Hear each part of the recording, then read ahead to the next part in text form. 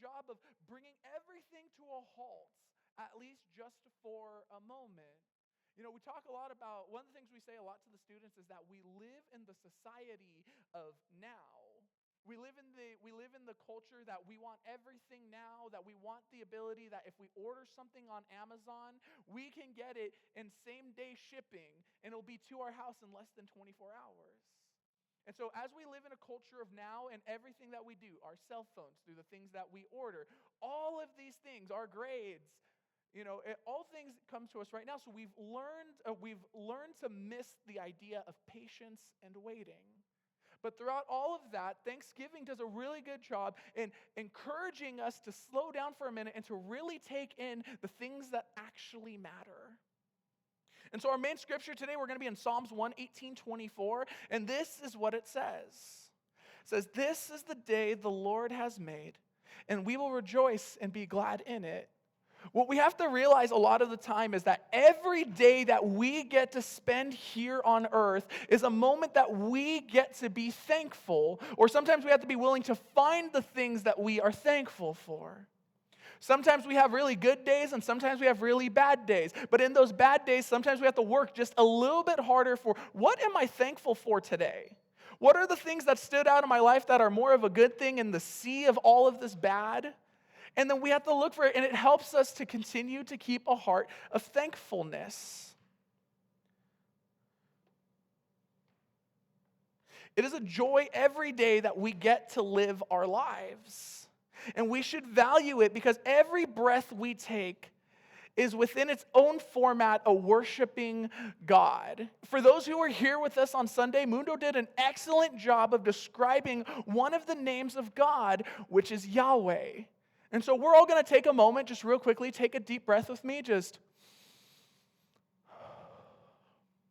And the thing is that when we breathe that very breath, we are actually speaking the name of Yahweh. So how does that work, right? In the Hebrew language, the name Yahweh is so sacred that they don't give vowels to it.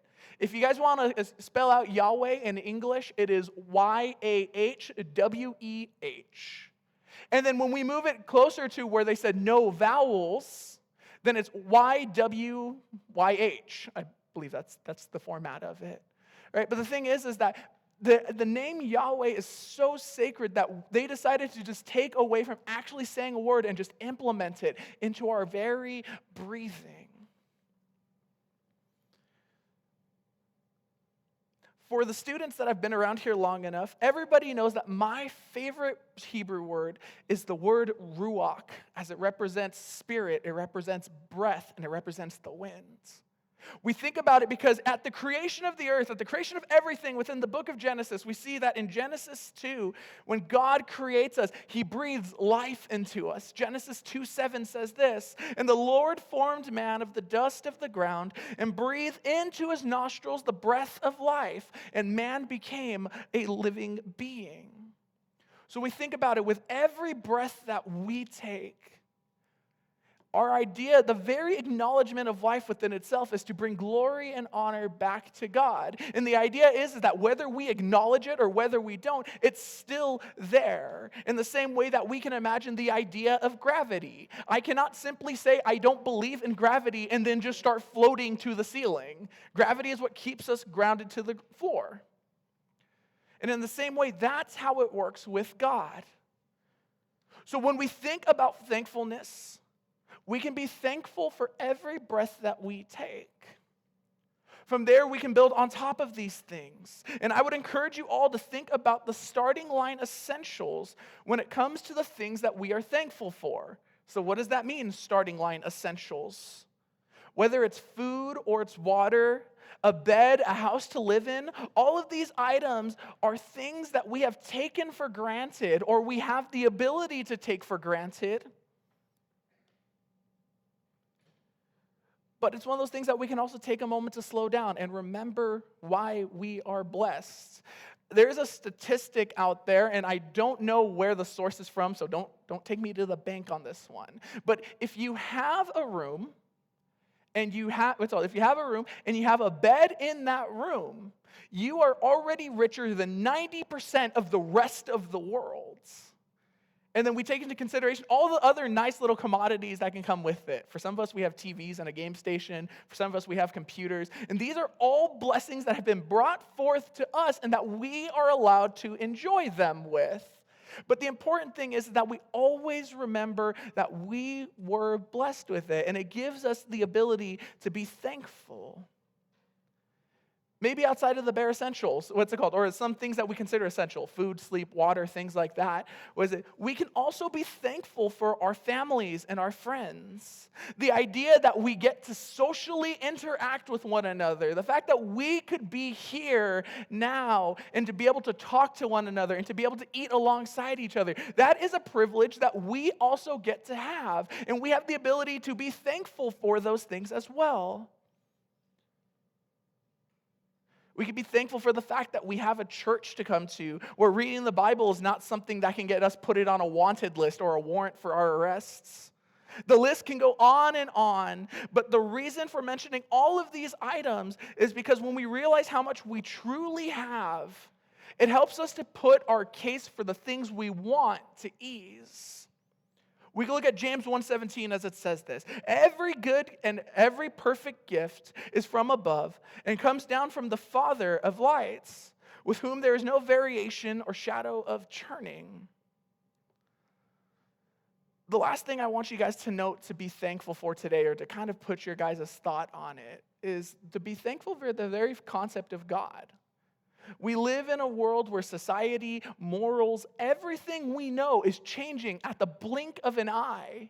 But yet we have comfort in knowing that while the rest of the world is changing around us, we know that God doesn't change. Even as it says in Hebrews 13:8, it says, Jesus Christ the same yesterday and today and forever. The importance of knowing all of these things that we can be thankful for and grateful for is to help us to understand the importance of gratitude. When we think about gratitude, there's a word that comes with it, which is to be content. It is to understand that you already have things in your life and you're thankful for those things rather than having your eyes focused on something else. It's interesting because as humans, we have an innate desire for more. Now, what does more mean? Well, how do you guys define it? What are your guys' interests? What are the things you guys like to do? If you guys are really into whatever your hobby is, then you guys will probably be willing to ask your parents, or you guys will probably be willing to save up money for it to get the latest and greatest in whatever it is.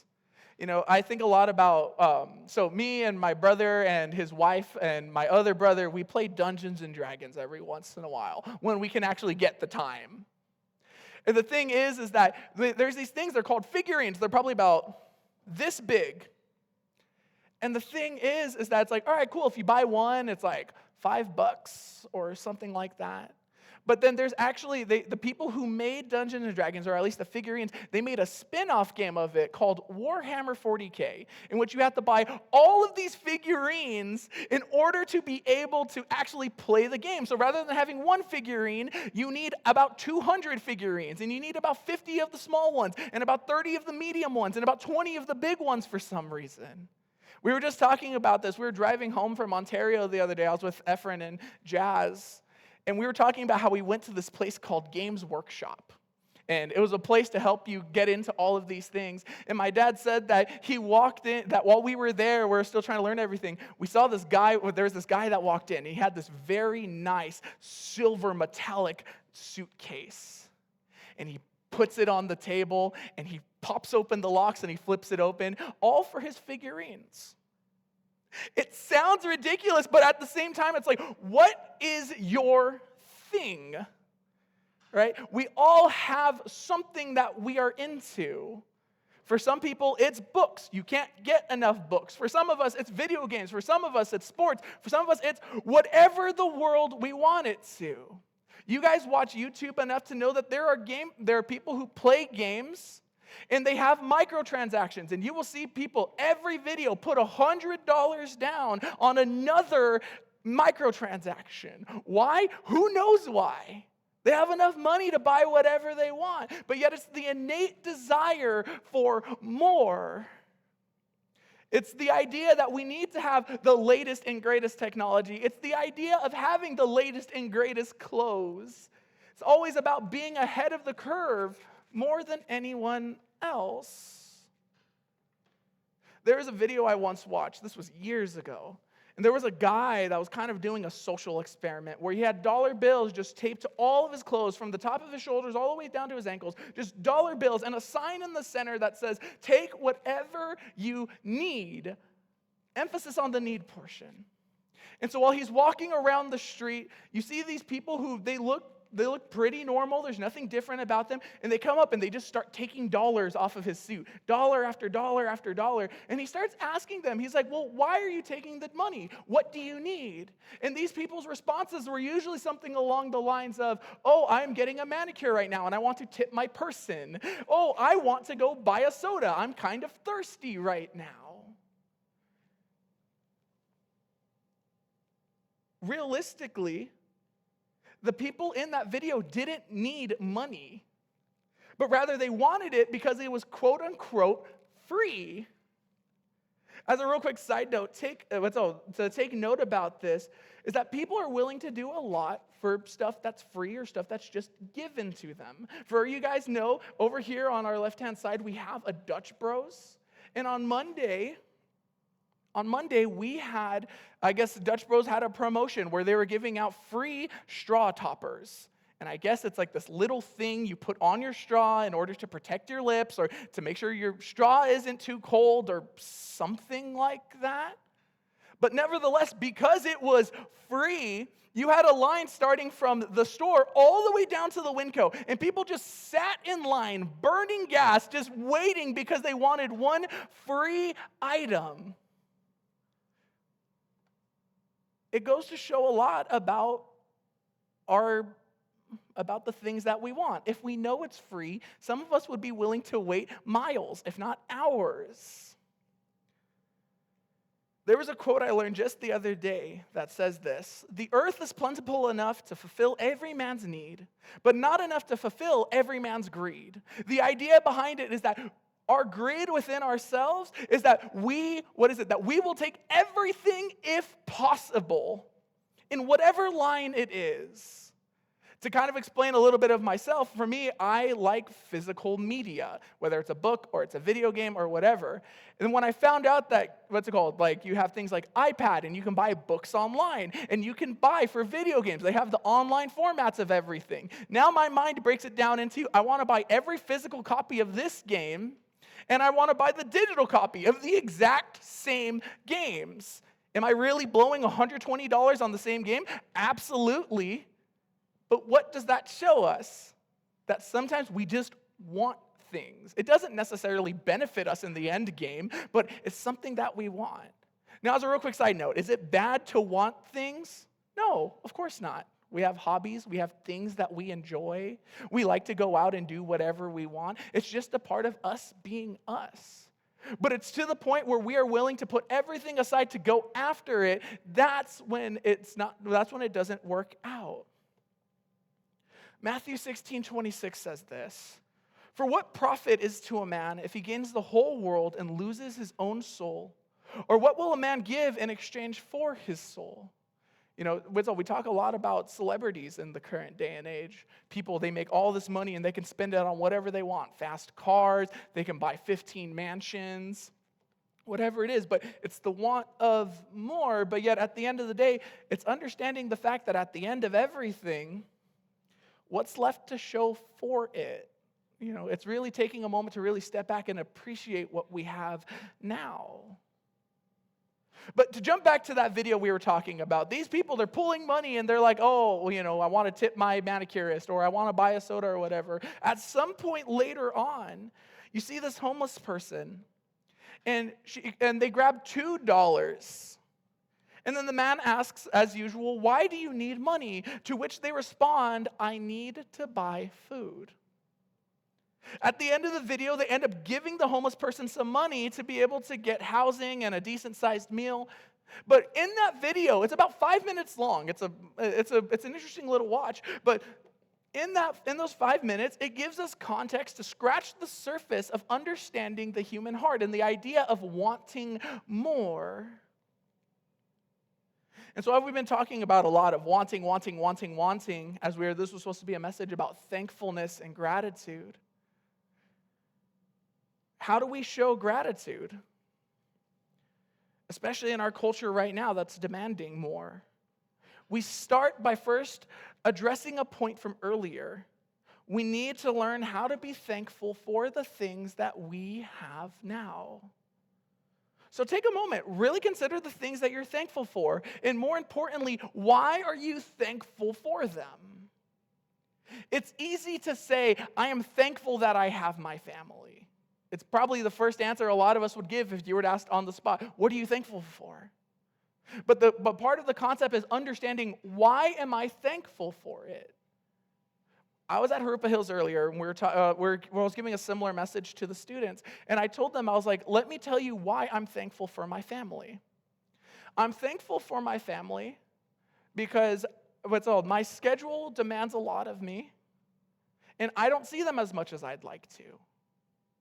But at the end of the day, even when I go home after a long day, they are still willing to love me and they're still willing to be there for me, even though I'm not always there for them or how much I wish I could be there for them. I'm thankful for the fact that I have my family because, I have my days where I don't act like the best person in the world. In fact, there's a lot of times where I get home and I'm short-tempered and I feel selfish about my own actions and I don't care about the thoughts of others. But nevertheless, in those moments, my family still continually shows grace towards me. They show long suffering and a willingness for peace. And most importantly, like I said earlier, they love me. The idea of getting to come home and knowing that I have family members who want to actually talk to me, who want to spend time, that even when I mess up, they're willing to forgive. That's why I'm thankful for my family. And so the idea is behind it that when we really take the moments to understand why we appreciate our families or why we appreciate whatever, it includes significance into those very items. And so I want to encourage you guys, think about the things that you guys are thankful for. And more importantly, why are you thankful for them? Because then it gives you a greater understanding of gratitude in that moment. The second thing to show gratitude is that we have to learn how to separate our wants from our needs. If you guys have younger siblings or you guys have ever been to a store with a little kid there, they're all usually showing their parent like a candy or a toy or something, and the parent usually asks, why do you want it? And they usually say, because I need it. Truth of the matter is that the child doesn't actually need it, but they want it. And the idea behind it is for us is that sometimes we believe that we need all of these things in order for us to keep going. But when we learn to slow down and we learn to realize and separate our needs from our wants, it shows us just how much we truly have and that how getting the next and latest, greatest thing isn't the end of the world if we don't get it by the end of the year. That it isn't the end of the world if we don't get it by some point later. But understanding that what we have now is good enough. And so I want to encourage you guys, as we're beginning to wrap up right now, that I encourage you guys, if your guys' family doesn't have a tradition of instating what you're thankful for and why, really take the time to ask your family, let's talk about it. Because realistically, real quick, how many of you guys have siblings? Show of hands. Good, everyone here then. So that gives me a little bit more comfort in this statement. I encourage you guys, find the reason why you're thankful for your siblings. Find the reason why you're thankful for your parents. It's all just because my brother's here, we're going to do this one. Have fun, Efren. I'm thankful for my brother. I'm thankful for my brother, Efren. We live, I sometimes fall into the rat race of trying to keep up with everyone else for that matter. Trying to do all the work I can to make sure that everything I do is done. If you guys have ever taken the time to look at a checklist, for me, it can sometimes get a little daunting to look at. But I'm thankful for Efren because the truth of the matter is that he gives me the ability to slow down. because he knows that if he doesn't slow me down, I will never stop. I will keep going until whatever it is. And that's not humble bragging. That stuff can kill you if you don't know how to slow down. And so to be able to have my brother and encouraging me, hey, let's go slow down a bit. Hey, let's go grab a bite to eat. The other day, on Halloween, I think some of you guys know, so cat's out of the bag now. On Halloween, I got into a car crash. It wasn't that bad. I'm still here and we're still talking about it. But at that point, there was nothing I wanted more in that instant to just go hide and if I could avoid the rest of my life, I think I'd be okay with that. But it was the idea that Efren was like, it was something very simple. Hey, you want to go with me to go get Jazz for work? We'll go stop by and go get some dinner afterwards. I needed that in that moment, and I'm thankful for that. Remember, being thankful for your family members is not always the grand gestures. It's not the moments where they bring in the gift you always wanted for your birthday or you always wanted for Christmas. But take the moments to really appreciate just the smaller things in life. The purpose of explaining why we're thankful for one another in our families is that it creates a host of unity. It gives us the ability to really show that we really appreciate one another. It's funny because last little bit about Efren here is that he moved out of the house probably about a month ago, 3 weeks now, give or take, whatever it is. And it's funny because we've been around each other I've been around Efren's life for 26 years. Efren's been in the family dynamic for 30 years. And now that he's moved out, you can visit. At first it was very whatever, but you're beginning to see how the dynamic shifts because one person is gone. And so I was really thinking about it man, what would the family dynamic be like if I wasn't there? What would the family dynamic be like if Josh wasn't there? And I think some of you guys know who Josh is. What would the family dynamic be like if my mom wasn't there or my dad wasn't there? So I encourage you guys, Thanksgiving this year, take the time, whether pull them off to the side or gather them all together for us, for the group to talk. Talk about why you guys are thankful for one another. Everyone will feel appreciated, and it'll create a host of unity, appreciation, and thankfulness. And so here's our conclusion. I want to encourage you guys this season, as you go home to spend time with your family, be encouraged to take the moments to slow down. Even in the midst of holidays, there are still 110 things going on. Somebody needs to make the mashed potatoes. Somebody needs to make the turkey. Somebody needs to go to the store and buy this. Somebody, whatever, right? But take those moments and really take a breath. Look around. See that you're surrounded by family and friends, those who love you and those who have made an impact on your lives, and vice versa. Enjoy the small moments, because all of those moments are a blessing from God. When we look toward the future and everything that in the years that are to come, have a heart of thankfulness, because we know in that moment, God will bless you, and it gives us the opportunity to pray in that moment. Cool? All right, let's pray. God, we're just so thankful for today, God. And we just want to lift this time up to you now with just a real heart of thanksgiving, Lord, a real appreciation for everything that we have within our lives. The idea that we get to fellowship and be with family and friends and all of these blessings that come from you, Lord. I just want to pray for every person here that they'll take that moment to slow down, Lord. And lastly, we just want to pray for the meal that we are about to have. We just pray that this food will bring nourishment to our bodies, that it will create a host of community, Lord. And so we just lift this time up to you now. In Jesus' name, amen. All right, cool. So I think, hey, does anybody know where Mundo is?